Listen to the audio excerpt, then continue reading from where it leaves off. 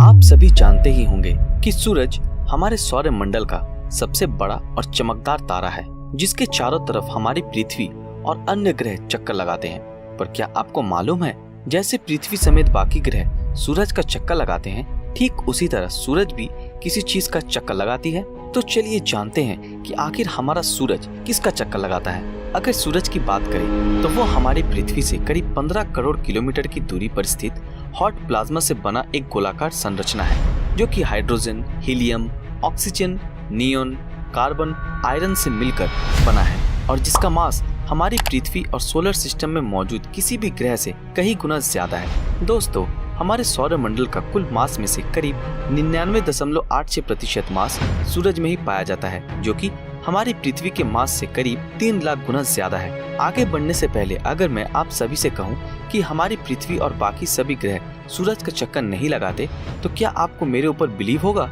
I know आप मेरी बातों पर जरा भी बिलीव नहीं करेंगे, और करीबी कैसे, मैंने बात ही कुछ ऐसी बोली है। पर यह बात बिल्कुल सच है कि पृथ्वी और सारे ग्रह सूरज का चक्कर नहीं लगाते, बल्कि वो तो सूरज और अपने बीच मौजूद किसी चीज का चक्कर लगाते हैं, और उस चीज का नाम है बेरी सेंटर। जी हाँ, बेरी सेंटर ही वो चीज है जिसका चक्कर सिर्फ पृथ्वी या अन्य ग्रह ही नहीं बल्कि सूरज भी लगाता है। बेरी सेंटर का मतलब होता है स्पेस में मौजूद दो रोटेटिंग ऑब्जेक्ट्स के बीच का वो पॉइंट जहां उनका कॉमन सेंटर ऑफ मास होता है, और ये सेंटर दोनों ऑब्जेक्ट्स के मास को ध्यान में रखते हुए बनता है।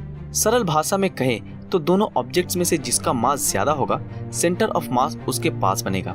मतलब अगर हम पृथ्वी और सूरज के बीच का बेरी सेंटर ढूंढना चाहें तो वो सूरज के पास ही कहीं बनेगा, क्योंकि पृथ्वी और सूरज दोनों में से सूरज का मास ज्यादा है। और सिर्फ पृथ्वी के कंपैरिजन में ही नहीं बल्कि सोलर सिस्टम में भी सूरज ही मास के मामले में सबसे आगे है। अब जब सूरज का मास हमारे सौरमंडल में सबसे ज्यादा है, तब किसी भी ग्रह और सूरज के बीच का बेरी सेंटर सूरज के पास ही बनेगा, और पृथ्वी समेत सारे ग्रह इस बेरी सेंटर का चक्कर लगाएंगे। आप सभी के दिमाग में यही बात चल रही होगी कि अगर सूरज भी बेरी सेंटर का चक्कर लगाता है तो आखिर उसका बेरी सेंटर है कहाँ? दुनिया भर के बहुत से वैज्ञानिक और एस्ट्रोनॉमर्स का ये मानना है कि सूरज का बेरी सेंटर उसके सेंटर से लेकर उसके सरफेस के बीच ही कहीं मौजूद है, जो कि समय समय पर अपनी पोजीशन चेंज करता रहता है, और इसी वजह से सूरज अपनी जगह पर ही वाइब्रेट सा होता रहता है। और सूरज का इस तरह से वाइब्रेट होने का मतलब है कि वो अपने बेरी सेंटर का चक्कर लगा रहा है। अब आप समझ ही गए होंगे कि हमारा सूरज बेरी सेंटर के चारों ओर एक वाइब्रेंट मूवमेंट करता रहता है। लेकिन जिस प्रकार हमारी पृथ्वी सूरज का चक्कर लगाती है, तो सवाल ये है कि क्या सूरज भी ठीक वैसे ही किसी दूसरे ऑब्जेक्ट का चक्कर लगाता है? जी हाँ, बेरी सेंटर के चारों ओर मूवमेंट के अलावा भी हमारा सूरज सालों तक अपनी ऑर्बिट में किसी दूसरे ऑब्जेक्ट का चक्कर लगाता है। अब आप सोच रहे होंगे कि अगर ऐसा कोई ऑब्जेक्ट एग्जिस्ट करता है तो उसका नाम क्या है?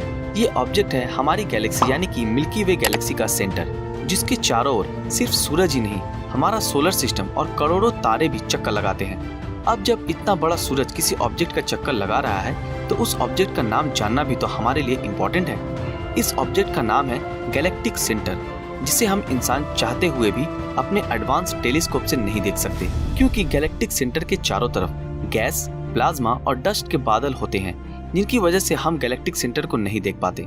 अब यार, सूरज इस गैलेक्टिक सेंटर का चक्कर तो लगाता है, लेकिन आपको यह बात जानकर आश्चर्य होगा कि सूरज ये चक्कर उस तरह नहीं लगाता जिस तरह हमारी पृथ्वी और बाकी सारे ग्रह सूरज का चक्कर लगाते हैं। तो फिर सूरज किस तरह मिल्की वे गैलेक्सी का चक्कर लगाता है? दोस्तों, सूरज का चक्कर एक गोल ऑर्बिट में नहीं होता, बल्कि वो सेंटर के चारों तरफ एक वोबल मूवमेंट करता है। सरल भाषा में कहे तो सूरज किसी निश्चित ऑर्बिट में चक्कर नहीं लगाता, बल्कि वो तो टेढ़ी मेढ़ी लाइन में चक्कर लगाता है, और उसे गैलेक्सी के सेंटर पॉइंट का एक चक्कर लगाने में करीब 23 से 25 करोड़ साल लगते हैं, और इतने समय को अंतरिक्ष की भाषा में गैलेक्टिक ईयर कहा जाता है।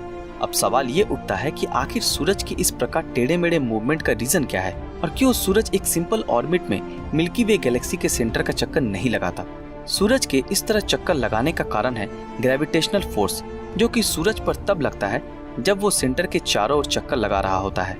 चक्कर लगाने के दौरान सूरज को पृथ्वी समेत अन्य ग्रह और बहुत से अन्य तारों के ग्रेविटेशनल फोर्स का सामना करना पड़ता है, जिस वजह से वो अपने पथ पर टिक नहीं पाता और टेढ़ा मेढ़ा मूवमेंट करने पर मजबूर हो जाता है। अब जब इतने सारे ऑब्जेक्ट्स एक साथ हमारे सूरज के ऊपर अपनी ग्रेविटी से अटैक करेंगे, तो उसे भी तो उनसे लड़ना होगा, और इसी लड़ाई को लड़ते लड़ते वो अपना रास्ता भटक जाता है और अपने पथ पर सीधा नहीं जा पाता। फिर भी इतनी सारी अलग अलग ग्रेविटेशनल फोर्स से जूझते हुए आगे बढ़ना कोई भी आसान काम नहीं, पर हमारा सूरज इतनी कठिनाइयों के बावजूद भी अपना चक्कर पूरा करता है और साबित करता है कि वो सोलर सिस्टम में सुप्रीम क्यों है। तो दोस्तों, इस वीडियो को यहीं खत्म करते हैं। अगर आप लोगों को ये वीडियो पसंद आई हो तो इस वीडियो को जल्दी से लाइक करें और हाँ, इसे शेयर जरूर करें।